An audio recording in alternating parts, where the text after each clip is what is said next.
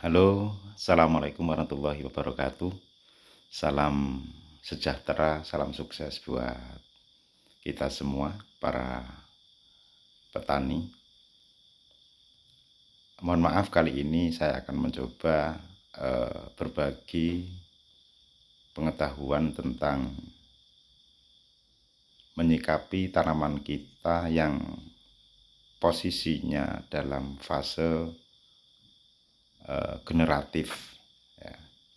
Dalam fase generatif ini tentu hal-hal yang kita lakukan juga sebenarnya hampir sama, namun sesuatu yang kita aplikasikan atau nutrisi-nutrisi yang kita berikan, nah, tentu itu juga sedikit berbeda jenisnya tatkala tanaman kita masih dalam fase vegetatif. Baik sahabat tani yang saya hormati, ini adalah tanaman kami yang masih mulai atau awal buah ya. Jadi ini insya Allah 2 hari lagi atau lambatnya 3 hari lagi kami akan melakukan panen awal atau panen perdana. Jadi ini juga sangat luar biasa. Memang sebuah kesengajaan bahwa tanaman ini tidak dibikin segemuk mungkin atau nampak sesubur mungkin gitu, tidak ya, sama sekali tidak.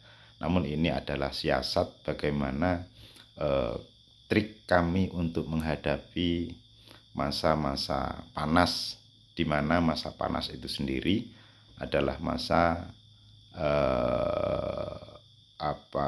hama itu beranak pinak gitu. Jadi kita semua tentu tahu tentang hal itu. Baik para petani yang kami hormati, ini adalah contoh buah terong kami yang menurut kami juga luar biasa. Dan ini pemupukannya, karena ini adalah masa-masa generatif, maka kita sama-sama tahu, namun terkadang juga kita lupa atau abai dengan hal-hal tersebut.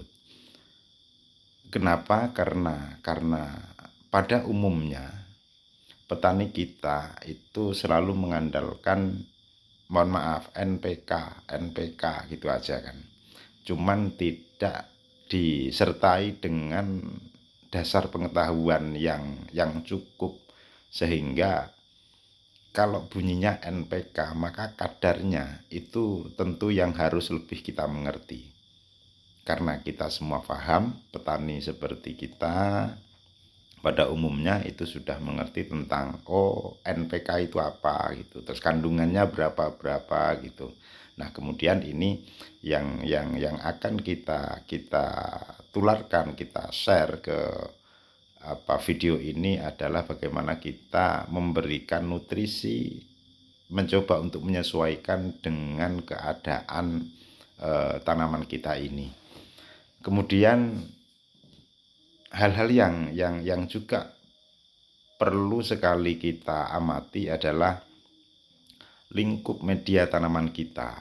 Ya, lingkup media tanaman kita tentu jangan sampai kelembapannya itu kurang dari 30%, ya.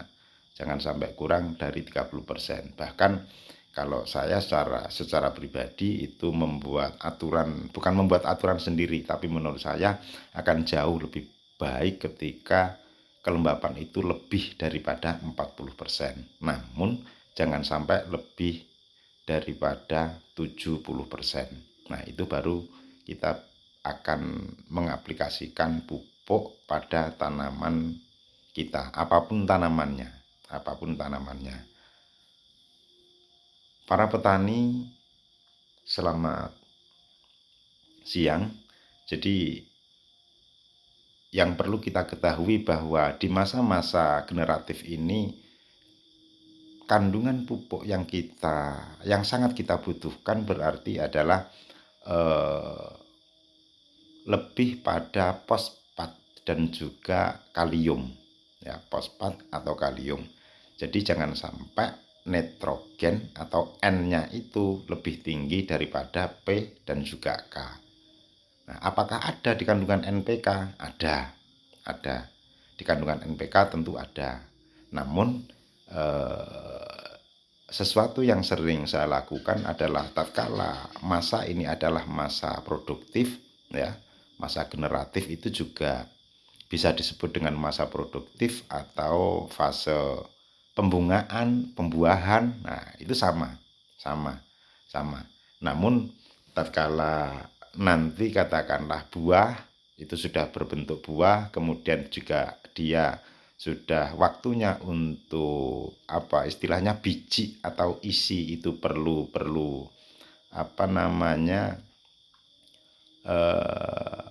sempurna, perlu super, maka itu juga kita akan mengaplikasikan pupuk yang mungkin jenisnya juga berbeda gitu.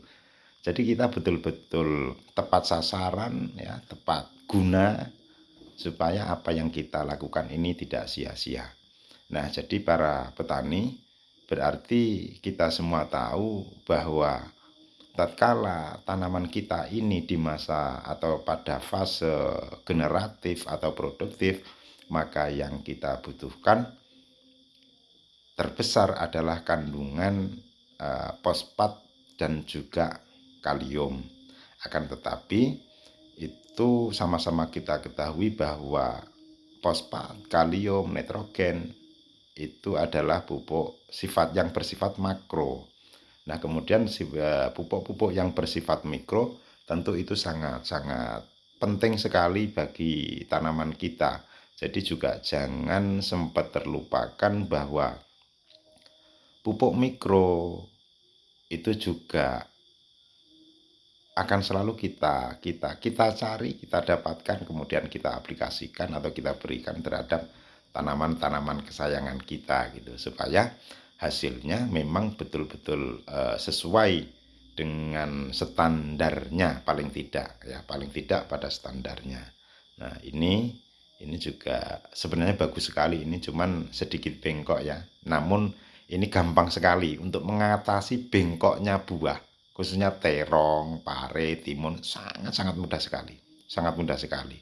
Jadi kalau bahasa kami guyon sama kawan-kawan itu, hari ini terong bengkok, tapi usianya masih muda ya, buah itu masih muda. Nah, jarak 2 atau 3 hari itu pasti dia kenceng dan gitu. Tapi saya rasa mohon maaf bagi para pelaku petani yang memang betul-betul serius, saya yakin sudah memahami pasti tentang itu gitu. Apakah itu bisa disampaikan? Bisa, tapi bukan pada pembahasan kali ini ya. Bukan pada pembahasan kali ini. Jadi pembahasan kali ini lebih kepada apa saja sih sebenarnya yang dibutuhkan oleh tanaman kita di saat fase-fase generatif atau masa-masa produktif ya. Karena tanaman ini